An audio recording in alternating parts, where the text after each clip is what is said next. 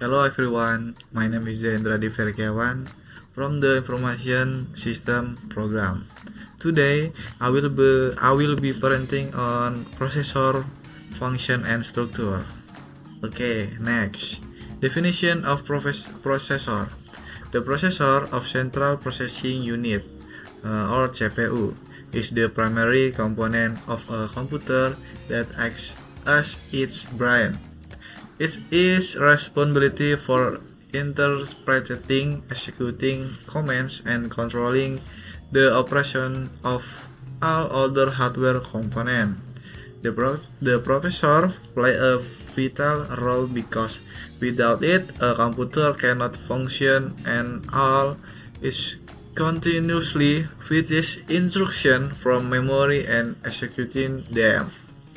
Therefore, understanding the processor helping user comprehend how a computer system process data into meaningful information.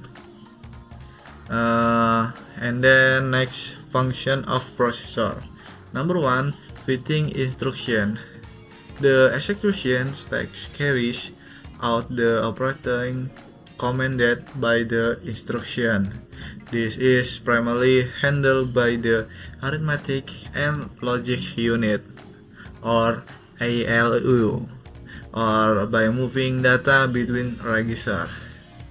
Next, number two, decoding instruction. After execution, the processor saves the final result back into the internal register or the main memory. This ensures that the data is ready for future instruction or output processor. And then number three, executing instruction. The execution steps carry out the operation commanded by the instruction. This is primarily handled by the arithmetic and logic unit or ALU by moving data between registers. And then number four, writing back or storing. After execution, the processor saves the final result back into the internal register or the main memory. This ensures that the data is ready for future instruction or output processor. And then structure of processor. Number one, control unit or CU. The control unit manages and coordinates all the activity within the processor. It directs the flow of data between the CPU, memory, and input-output device. Number two, arithmetic and logic unit, ALU. The ALU is responsibility for performing all arithmetic calculation, addition, and subtraction, and logical decision, and then and or and not. It is the core operational engine the processor. And then number three is this register. Register are high-speed temporary internal storage location inside the CPU.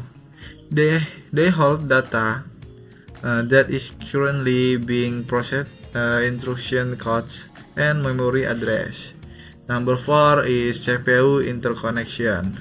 This is a network of internal buses and mechanisms that connect the CU, ALU, and register together. It allows smooth communication and data transfer inside the processor boundary. And then next, internal register and detail. The processor utilize various types of register to manage execution. Program controller or PC hold the address of the next instruction to be fetched. And then instruction register or ER hold the instruction current being decoded and executed.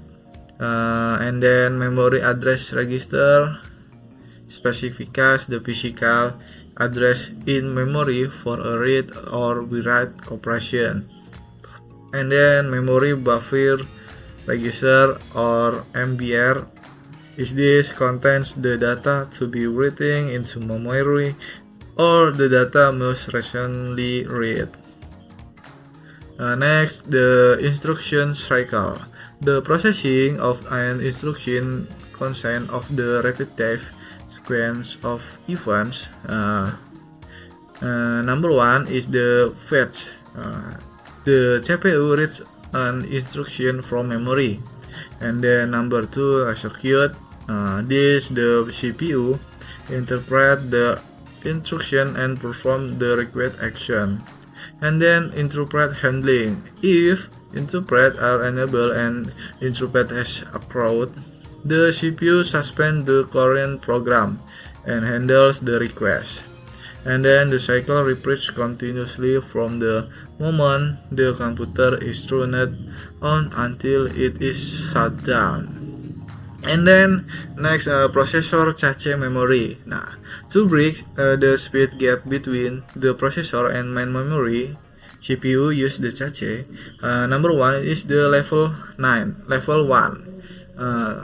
Is this built directly into the processor chip, ultra fast but small its capacity. And then level 2 is slightly larger, and the L1 cannot be on the chip or close to it, operating at a very high speed. And then level 3 is this shared among multiple processor core to optimize overall system performance. And then the cache memory stores frequently access data to reduce latency. And then next, advantage of modern processor. Modern processor offer the several key benefit. Number one is this multi-core architecture, allow multiple tasks to into run simulation, drastically improve multitasking and efficiency. Number two is high-speed processing. Higher clock speed and advanced pipelining allow billions of instructions to be complete per second. And then number three, energy efficiency. Modern architecture include smart power saving steps to reduce heat and electronic consumption. And then disadvantage and limitation. Disabled in the power processor have contain limitation. Number one, heat generation. High performance create illusion to heat during Southeast cooling system, fan or liquid cooling. Number two, high development cost. Upgrading to the last generation of processor can be highly expensive and for customer. And then number three, architectural bottlenecks. The processor speed is often limited by how fast the RAM and storage device can be deliver data to it. And then the last conclusion from this discussion, it can be concluded that processor is the central unit that governs all operation and calculation in a computer system. The basic structure of the processor consists of four main elements: the control unit, the arithmetic and logic unit, register, and the CPU interconnection. Its main function is executed that a continuous cycle of feeding, decoding, executing, and writing back instruction.